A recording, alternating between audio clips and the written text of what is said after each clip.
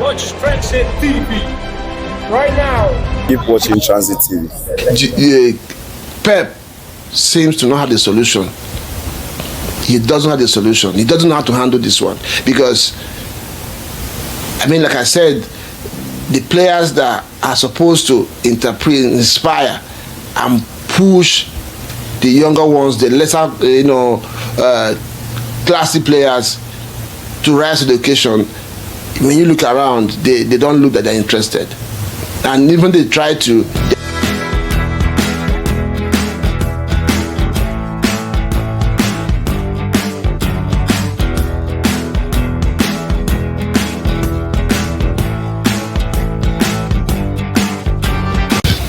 Tranzeet TV, welcome back again. EPL Saturday, some short games. Of course, the first game of the day was postponed. Liverpool away to Everton due to weather conditions. But 2-2 City away to Crystal Palace. Selhurst Park, always a difficult place to travel, especially for the big game, for the big teams.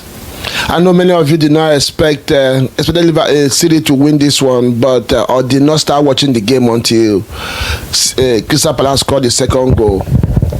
And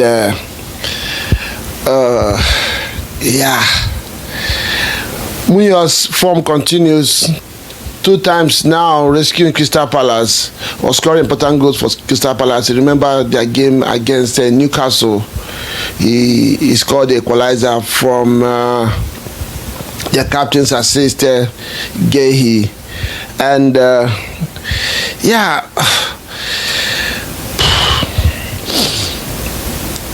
it's difficult to talk about this game, but of course there are still 5 things we learn from this one. First of all, Crystal Palace, I think they are underrated. I think they don't get the respect they deserve, apparently because they don't win a lot of games, but they can actually play football.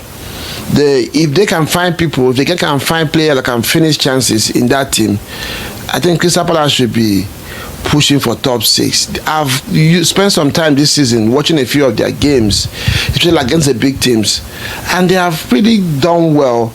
They have their build-up is decent. They are not easily beaten. The players are committed to a large extent, and they can open teams up. Like I said, against Newcastle, they are supposed to have won that game in first half, but somehow they couldn't just finish their meal. Today again, nobody could have believed that this could be possible against Manchester City. But today, Newcastle were the better team. I'm not going to lie, this is not banter. They opened City up so many times, but couldn't just finish their meal. They were, very strong in duels, won the second balls, kept the ball on the ground. They didn't pack the balls. That's the interesting part of it. They played football. They played football, played City like they were at par with them in terms of ability, and they couldn't just finish their meal. Another thing I want to talk about in Crystal Palace is Ederson. I think somebody needs to tell him that he needs to get serious. He needs to grow up. I mean, this young man is very, very talented, but sometimes he looks very, very unprofessional. He doesn't exhibit the professional commitment that you need from a player of his quality. I mean,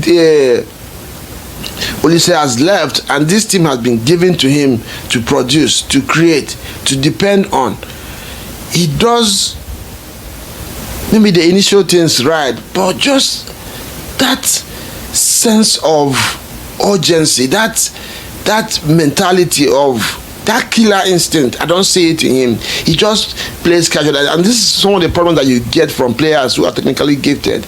Sometimes they are too casual, they take it too easy, and this is what I've been seeing from Ederson, not just in this game, but so many times this is I've been very, very frustrated with that young man, not because he cannot play football, but because of his inability to rise up and execute things, the way they should be done, and win games for this team, in terms of finishing or probably sometimes final pass. That's the second thing that I noticed in this game that I want to talk about. Talking about 5 things that we learned, and the third one is City are weak mentally, physically, and emotionally. There is something wrong with this team, and this is not just, I know it sounds lazy now to say this, just about Rodri. Even with Rodri in this team, I don't think they will perform. There is really something fundamentally wrong in this team, and I'm beginning to look towards man management. There is, I know in the last season and 2 seasons ago, I said something, but people said, yeah, it's just banter, making things up. That there is something wrong in that dressing room. If you remember, the last 2 seasons City have won this league, they always start in a very abysmal state, and maybe somehow Pep rallies the troop in the second half of the season, and most of the time other teams were not doing good, so they always catch up. But I think it's beginning to come to bear now that there is really something fundamentally wrong. These players, the way they are being opened up, the way teams now, dribble past City players, the way teams now go into 50-50s with City players and come out triumphant against them, the way teams, they have lost that fear factor. I mean, that side of the opponents. But what about the City players? If you don't know Manchester City players and you're watching soccer for the first time, and you come in like this game today, and you're watching the time Manchester City is playing against Crystal Palace, you think that Crystal Palace is Manchester City, because yes, they had a lot of possession most of the time, which is in their DNA. But there was really nothing. There was no edge. They have lost that cutting edge. And I don't really know what to put there. I've said it so many times. I think that the quality of player that City have right now is not the same with what they have had in the past. And every week I continue to be proven right. Doku, Nunes, Lewis, young man, good player, talented, but not that quality. City don't have the quality of player that they have had in the past years. And the unfortunate thing for them right now is that other teams have improved. And another factor is, it looks like because of the 115, City can no longer go out there and sign. Maybe they don't make as much money as they claim that they've been making, that gives them the ability to sign players that they want to sign. And the way I look at this squad right now, City needs to sign players this January. Otherwise, at this form I see against City now, they will not be able to make top 4. If they continue like this, if in the next 4 or 5 games nothing doesn't change drastically in this team, I guarantee you that this team will not make top 4. And this is just because of how they are performing. It's nothing more than that. And that takes me to the 15 that we learned in this game, that KDB, Kyle Walker, Bernardo Silva, and Gundogan, these are all spent forces. These guys can no longer do it at this level, at the level that City have been doing it, at the level that is required of them to keep this team as an elite team. KDB has the quality, but he lacks the energy. He lacks the drive. Kyle Walker is losing duels upon duels. The second goal today, we have seen Kyle Walker or City concede 2 or 3 goals because of the same reason. Kyle Walker losing his man in a corner kick. Today it was so simple. Against Gabriel, yes, of course, Arsenal has the reputation they score goals from corner kicks. You cannot excuse that. But today against Muñoz, it was like, I don't understand it. Gundogan can't even take a kick. Bernardo Silva looks like he doesn't want to be here. I'm out. That's what you get from him. They lack energy, they lack the drive. And unfortunately for City right now, these are the people, the generals that Pep used to rely on to rally the troop for him. So these other players look around them, and the body language from these men, these generals that have driven this team over the years is not inspiring. So everything keeps going down. You saw Haaland today, after he missed one chance that he blocked up, he was shaking his head, continuously, and that tells you what the stories are. These players have spent forces, and City can no longer rely on these players to get back to the top. So, and this brings me to the 5th point, which is Pep seems to not have the solution. He doesn't have the solution. He doesn't know how to handle this one because, I mean, like I said, the players that are supposed to interpret, inspire, and push the younger ones, the lesser, classy players to rise to the occasion.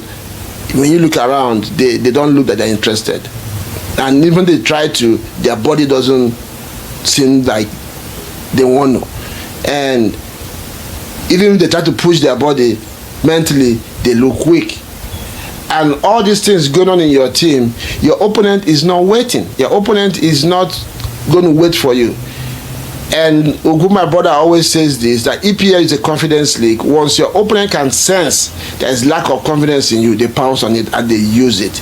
And that is what Crystal Palace do today. Only if they could have found a finisher in that team, maybe City would have won this game today 5-2. Would have seen another Tottenham game 4-0 or 4-1.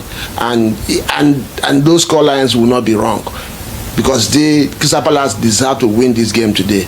But again, if you didn't watch the game and you see Crystal Palace 2, City 2, you will feel that Crystal Palace tried, but honestly, City were lucky to go home today with 1 point. And what does this mean? I think City now are completely out of the race. There is no coming back in this one. If Liverpool manages to win their game, that will be 13 points. If Arsenal wins, Arsenal will be 5 points ahead of City, and that's not looking good at all. Right now, City and their fans should even be praying that they make top 4, because it's looking like they're not going to make top 4. And if you're a City fan out there, I have a question. Can you tell me in the comment section why Ederson has been dropped from this team?